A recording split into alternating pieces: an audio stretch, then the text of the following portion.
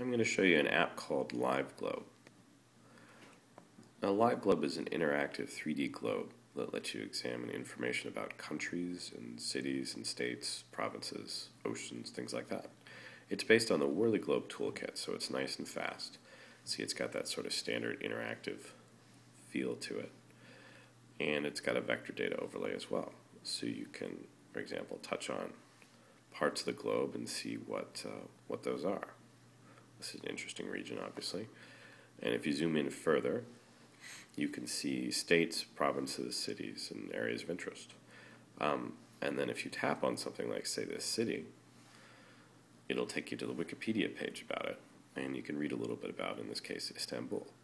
There's other options here as well. You can see the news about that area, YouTube videos that correspond to it, and one of my favorites is actually the Flickr tab, because you can see pictures that just sort of are associated with, in this case, Istanbul, which I find kind of fascinating, and other things as well.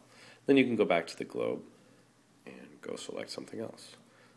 One of my favorites is seas, oceans, inlets, things like that. For example, this one is the Sea of Azov, it looks like. It's kind of cool to read about that. So that's kind of what I like playing with. So it's a little bit, this app uses the WhirlyGlobe toolkit, but it has some enhancements. The interface is a little bit tighter. There's some work done on that to make it a little nicer, and that was interesting. And it's also got an enhanced data set. The imagery is a little bit higher resolution than normal, and it's been processed to make it a little bit more pleasing to the eye. So I think it looks pretty good. And then the data has been processed as well, the vector data. So we've got outlines for cities and things like that. So in any case, this is a fun little app. It's on the App Store. I think it works well on the iPad, but it also works on the iPhone as well.